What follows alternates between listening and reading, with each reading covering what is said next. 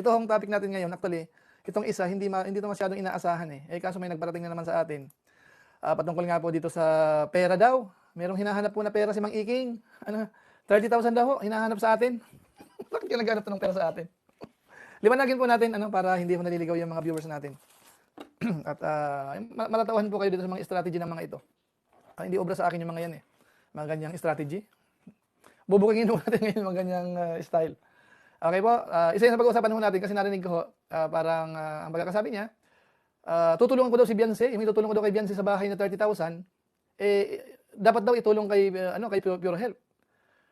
So ang usapin niya, 30,000 pesos para bang ako may 30,000 po ako na ibibigay ko kay Beyonce di umano.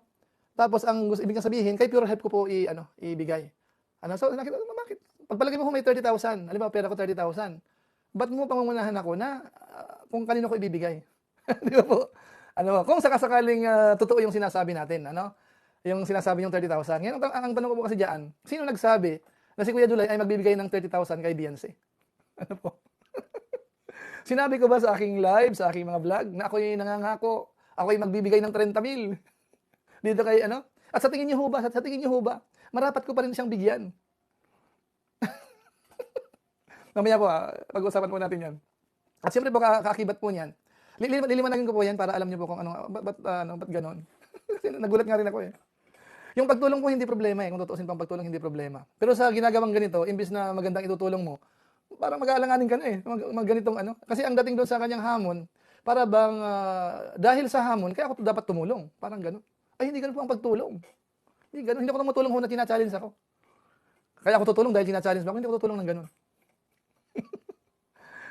Kaya pala po yung mga post ko sa aking page. Kasi mga personal yung sa akin yung mga post ko po doon, yung mga ginagawa kong personal, mga reels. Sa comment section, pagka nagbasa ako sa comment section, laging sinasabi, ang layo ika ni Mang Iking sa'yo. Ang yaman-yaman mo ika, ito ganyan. So ngayon po, sa mga ganitong usapin ho, ngayon ko nare-realize na kung ano-anong sinasabi po nila. Ako kasi hindi na ako nakikinig sa kanila eh. Yung mga antay, yung mga wala na, hanggang maaari, hindi ko na po pinapakinggan yun eh. Sayang ng oras eh. Kaso po yung iba, nagsishare sa akin ng kapiraso, 1 minuto, 2 minuto. So, pinapanood ko po yun. Yung pinakahuli po kagabi, itong patungkol nga po sa 30,000 di umano. Liwanagin ko pa yun mamaya, liliwanagin ko. Tapos po yung isa naman ho dito, yung kay Kalingap Rab, yung maraming binanggit si Rab kahapon, about po sa mga anti-Kalingap. Pangunahin po yung mga maiingay. So, pakinggan ho natin siguro, himayin natin ng konti yung ilan sa binanggit ni Kalingap Rab, patungkol ho dito sa mga antay.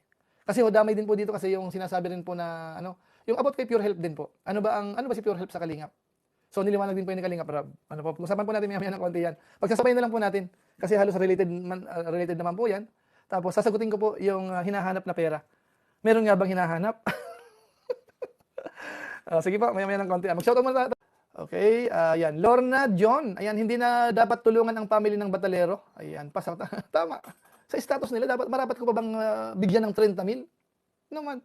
Diba? Maraming mas mahirap na kung sakali man po magbibitaw ako ng 30,000 na pangtulong. Diba? Kasi ang yaman na ho nila. Ang daming sponsor na ang mga big time sponsor nandiyan na inaaway nga ang Kalingap ng iba.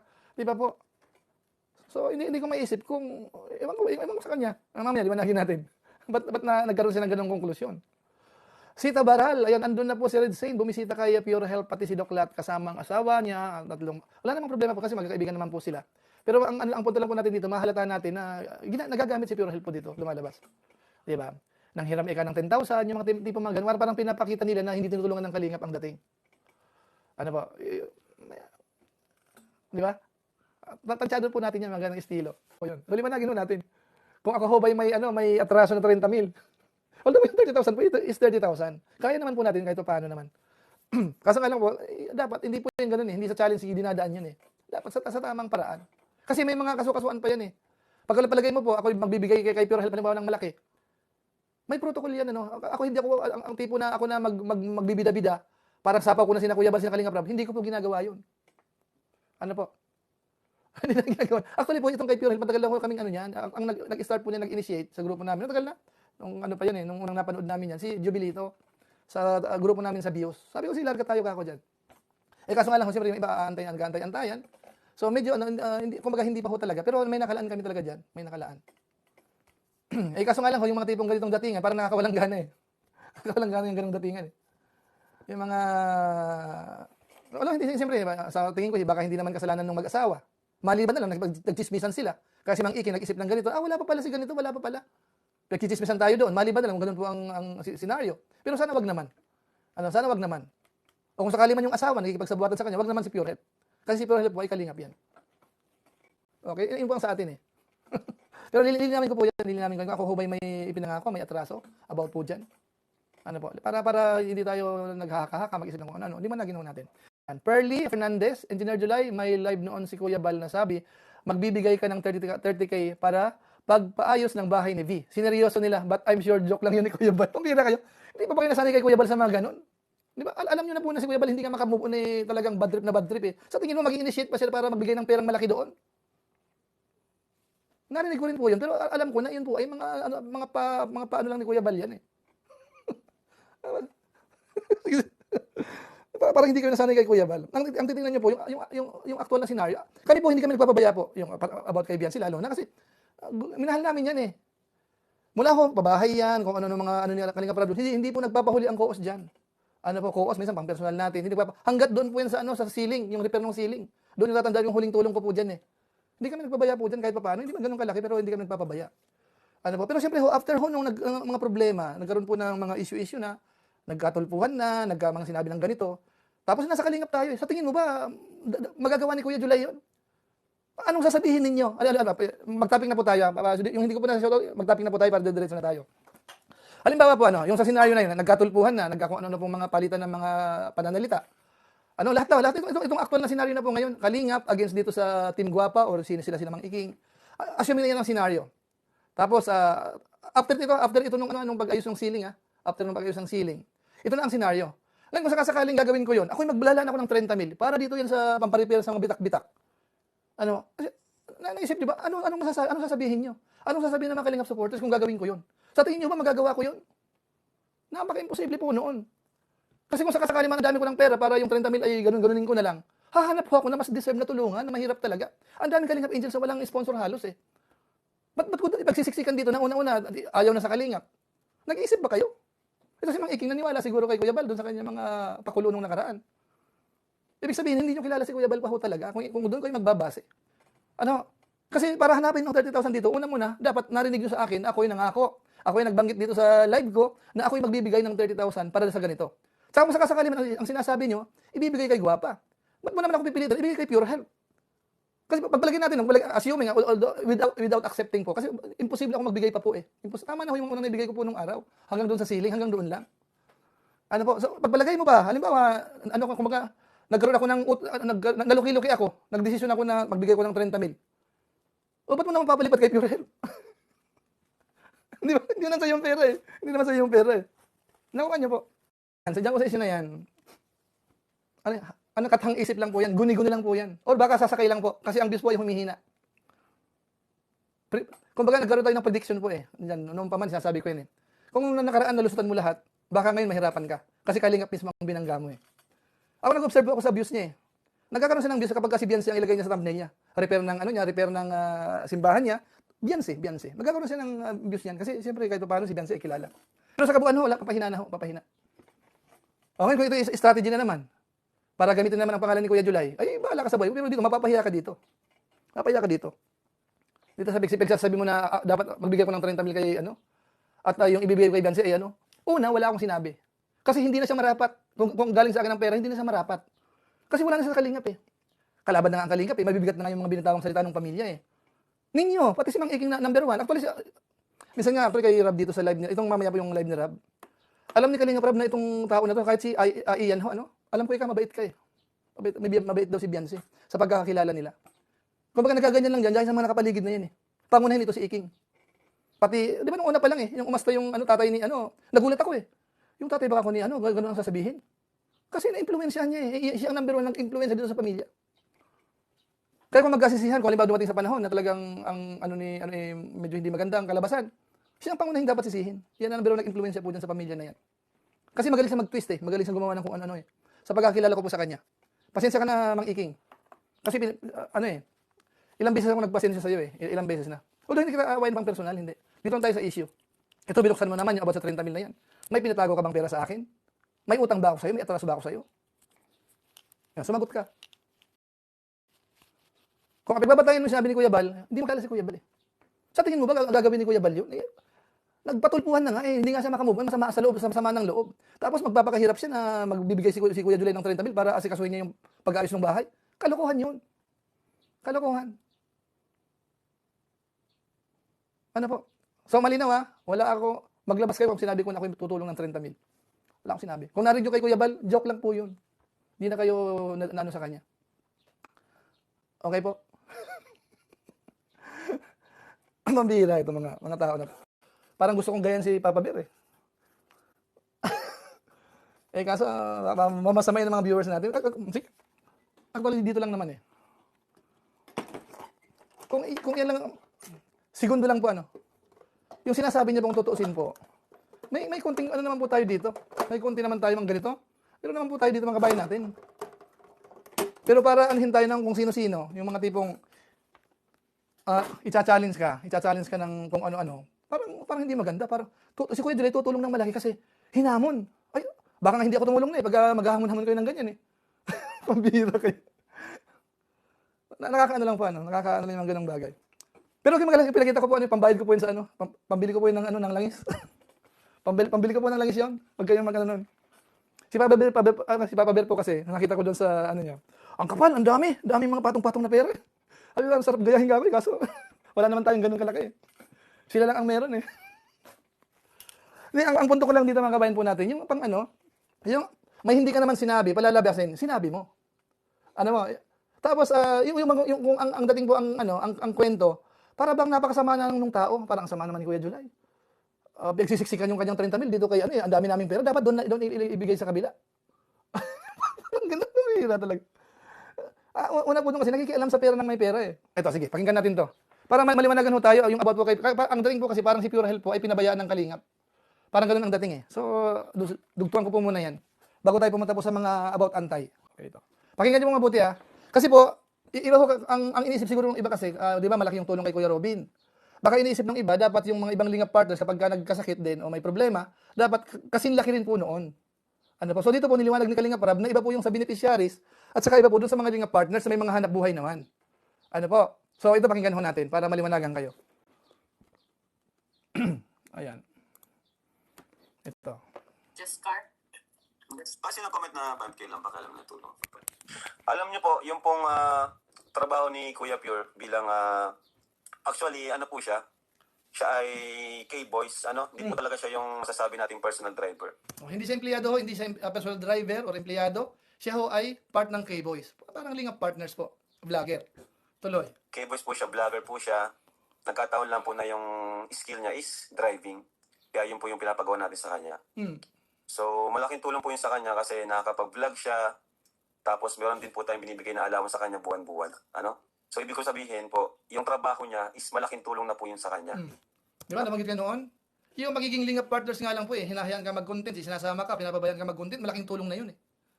Di ba? Na-discuss ko yun, isang araw yata yun eh. Halos ganun din po sa paliwanag ni Rab eh.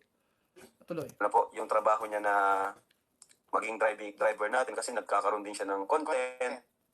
Tapos may bonus pa, meron pa po siyang allowance sa atin. Buwan-buwan. Good of income. Oo. At kapag mayroon pa kami mga special travel, nagbibigay pa po ako dyan. Yun po yun. Kaya kung may mga nag-iisip man po na hindi natin natulungan, sa simula pa lang po talagang nakakatulong na po tayo kay Kuya Pure. At grabe din po yung kanyang pasasalamat sa atin. Hanggang ngayon, hindi naman po natin siya pababayaan. Nagkataon lang talaga na syempre maraming tayong beneficiaries, hindi naman porke is doon na lang tayo palagi. Di ba? May mga saka okay po si Kuya Pure ngayon, nag-uusap po kami off-cam. Doon sa yung sa huling vlog po, di man na-interview si Pure Health. Ayos lang usapan, walang issue po doon eh, walang issue eh. Nagkakaroon lang po ng issue kasi may mga vlog pong hiwalay na yung pagpunta ni Mang Iking, damay yung asawa ni Pure Health, kaya nagkakaroon po ng ibang pananaw ang mga viewers natin eh. Yun po ang mga nagsusumbong kasi. Actually, itong asawa ni Pure Health, pag nagkamali ito, darating ang panahon, mababas talaga to eh.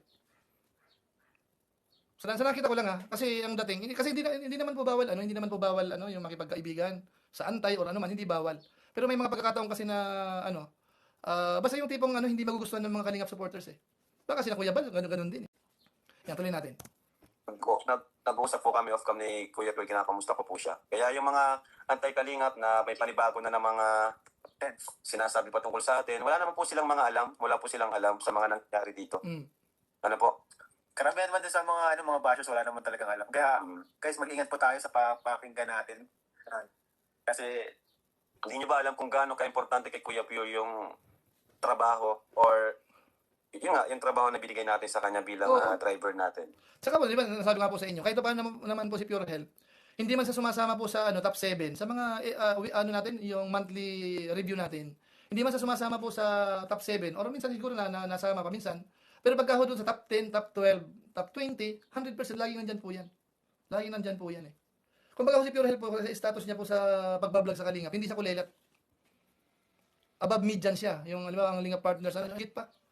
Maganda ang kahit paano may views siya. Kasi nakadikit sa akin na Kalingap Rab eh. Pagka may magdadrive, saan pupunta, nakaka-content siya eh. Nakaka-content siya, nakakapag behind the scenes sila eh. So yun po, alam ni Pure Health yun, na malaking tulong sa kanya yun. Kasi si Pure Health, hindi ko naman naringgan siya na kung ano ang salita na parang dihado ang Kalingap eh. Minsan hindi ko siya naringgan eh. Hindi ko naringgan si Pure Health. Alam ko yun na, yun po, ay ano ni Pure Health eh. Kumbaga, alam niya eh. Ano po? Yan, tuloy pa. Kunti pa po. Nakaka-content na po siya at may allowance na po siya sa atin buwan-buwan. ano ka nulog? Okay, malinaw po ha. Malinaw ha. So doon po sa mga parang nag-iisip na bakit Kalingap Rab, parang konti lang ibinigay, inabot. Ano po? Although siyempre, hindi pa naman tapos eh. Kasi siyempre, proseso yan eh. Kung may mga tutulong man na pahabol, tulong pa rin po yun lalabas. Ano yun? Yung volume is a bit low right now. Sige po, kasi malayo pa ako sa mic po. Ilagay ko na po sa mic ko. Ano? So, wag kayong mag-alala ho, mga kababayan po natin. Wag kayong mag-alala na ano rin yan. Kumbaga kasi pinapainit lang kasi ng iba eh. Kung tumulong yung hindi naman sa Kalingap, kumbaga actually in short dito lumalabas, nagagamit po sila eh. Nagagamit sila. Di ba content baga? Kinontent na baga? Although, ayoko naman kasing sundan ng sundan eh, kung magkano tinulong mismo ni Mang Iking, kung galing lang sa sponsor, kasi wala naman akong pakialam na po doon eh. Ang pinapakialaman ko lang po ngayon, sinasabi niya na maglabas daw ako ng 30,000. Na kung saan, sino nagsabi na maglalabas ako? Yun po ang pinakapunto eh. Di ba po? So sana ho malinaw po yung kay Pure Health, ano? Doon sa mga tutulong, ituloy niyo po. Yung mga nagsabi sa akin na parang ayaw na nilang ituloy, ako magsasabi po sa inyo, ituloy niyo po. Kasi si Pure Health po, ni minsan, hindi ko naman naringgan niya na nagsalita ng against sa Kalingap.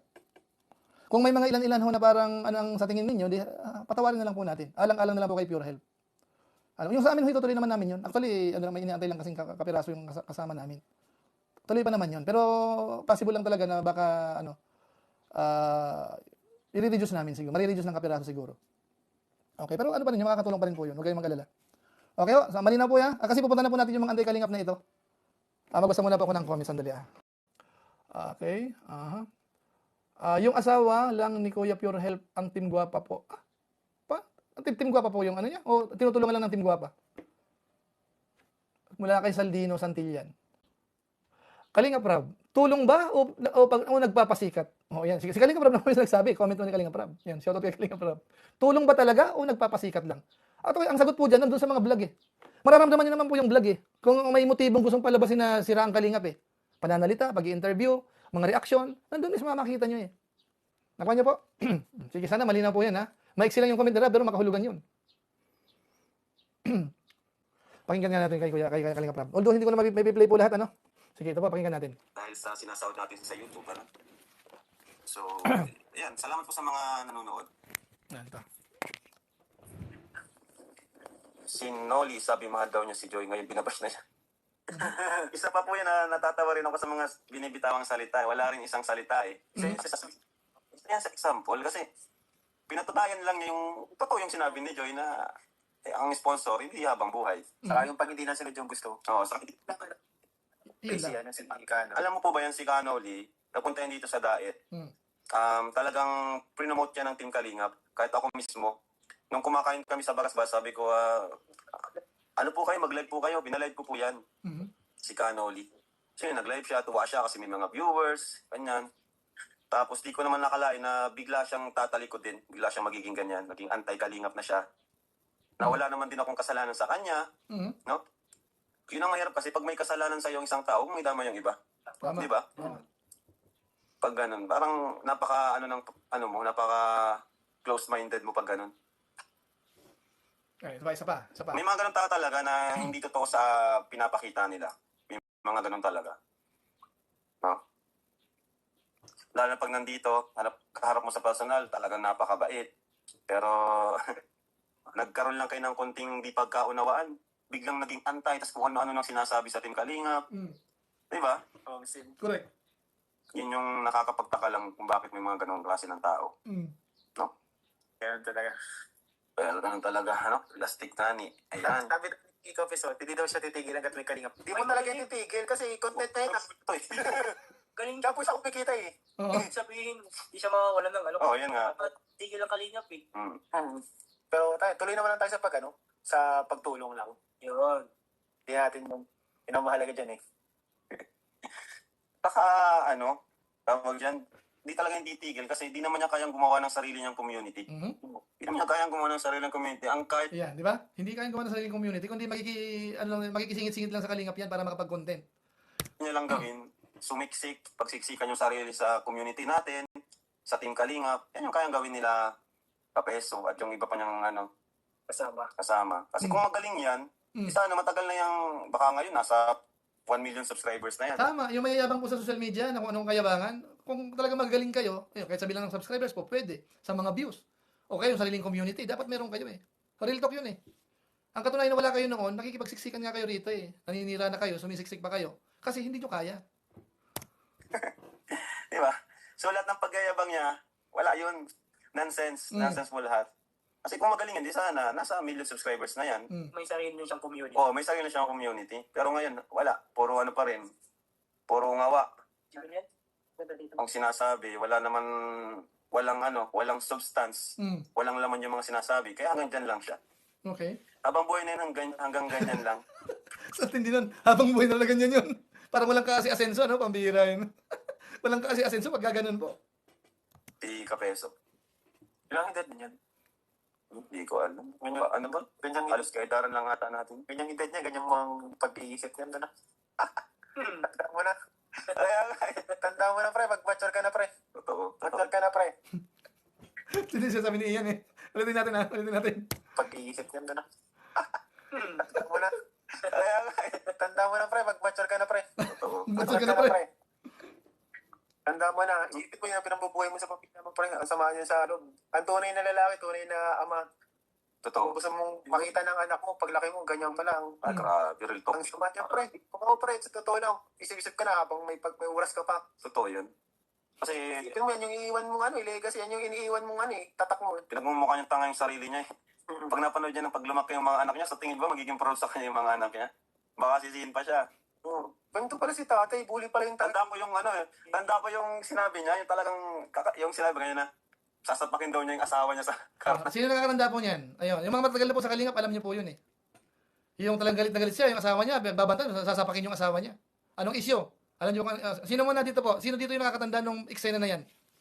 Yung asawa ni Kapisot na pinapagalitan niya, parang gustong sampalin eh. Kasi po yung issue po noon, nanghihingi sa mga sponsor, mga appliance gamit sa bahay. Yun po ang kwento niyan eh. Hindi na gusto ni Kapisot na nabalitaan. Gustong yung asawa niya. O ito ang reaksyon ni Kalingap Rab tungkol po dyan. Totoo yun ha. Yung bago po sa Kalingap, hindi nyo na alam yun. Pero kaming matagal na po natatandaan namin yun. Kasi maraming chismis din sa amin nung time na yun, na sinasabi nga tungkol sa asawa. May mga chismis na yun noon pa man, kasi tahimik lang kasi kami. Kung hahanapin ko siguro sa mahanap ko pa eh. Kaso nga lang, hindi, para ano ba? Para hindi, sapat na yung history na nangyari yan eh. Ako lang, nag-replay niya yung ibang mga reactor eh, mga kalaban niya, silang nag-replay, matyagang maghanap eh. Yan pa issue nun eh. Pera din. Nagpapabili ng appliance. Galing sa sponsor. Hindi niya nagustuhan na yung balita eh. Kaya nagalit siya. Nagmura pa nga yata yung babae dyan eh. Nagalit doon sa, hindi ko matanda kung sa comment yun or ano. Di ba marami kayo nakakatanda? Tuloy natin. Ayun, ang bira ka Kapeso. Paano mo nasabi yun? Huwag lang ka lang yung asawa niya, sapakin niya pa tayo yung asawa niya. Sasapakin ko yung asawa ko sa harap ninyo kung talagang, para lang sabi niya na totoo yung sinabi niya, parang ganun. Baka may mali talaga sa ni Kapeso, sa brains. Pero, ito tawag dyan, itong mga sinasabi namin, based yun sa mga talagang ginagawa ni Kapeso. Totoo naman yun. Ako magpapatunayan yan. Kasi napanood ko na. Natatandaan nyo yun eh. Matatagal na sa Kalingap eh. Napanood natin yan eh. May kwento yan eh. May kwento. Kaso nga lang siyempre, nung time na yun, magkakasama si Kapeso, kasama pa natin eh. So, hindi natin masyado na-expose yung mga chismis-chismis na ganun eh. Pero at least lumabas mismo dyan sa live na tinutukoy niyo po mismo. Yung about sa mga appliance na yan. Nanghihingi sa sponsor. Noon. Ano? Ako sa Kasi hindi ko magagawa yun sa asawa ko. Oo. Alam nyo iba yun? Alam nyo po ba yun? Napanood nyo po ba yun? Yung gano'n, yung times na yun. Pero nung panahon yun, talagang pinagtakpan pa rin siya ni Kuya Bal. Pinagtanggol pa rin siya. Totoo yun. Totoo yun. Yan po ang, ano, di ba? Ganun kabait si Kuya Bal eh. Sa kabila ho noon, talagang didipahan at didipahan pa rin yan eh. Nung panahon yun. Nagtanggol siya ni Papa. Tanda ko yun. Grabe. Binasag ang silver boat. Ano, isa pa yan. Yung pa. Isa pa yan. Kahit kailan di ko gagawin sa asawa ko, yun na, sapakin ko pa yung sarap ninyo. Nakalive siya nun eh. Nakalive siya. Sobrang galit niya na gawa niya yun. Grabe din tong taon talaga. Pero sana, dumating yung time na makapag-isip-isip na siya. Kasi, tumatanda ka na, pre. Pre. Isip ka na. Tanda ka na pre. Saka dumarami kasi yung kaaway niya. Oo. Yun yung nakakaano doon. Nakakatulog. Wala siyang peace of mind niyan. Ayun, dito to yun, ano, marami kang kadiskusyon ba? Ano, minsan hindi mo maiwasan, dala mo yun sa pagtulog eh. Kahit papanalo ka. Kung ikaw ay makajus ka, di ba, mag-iisip ka, kawawa naman. Mag-assist ka para bang kahit nakasalanan nila, maawa ka pa rin eh. Kasi may pusong maawain ka eh. Minsan nangyayari po sa tao yun eh. Yung ganun. Ayan, okay na siguro yung part na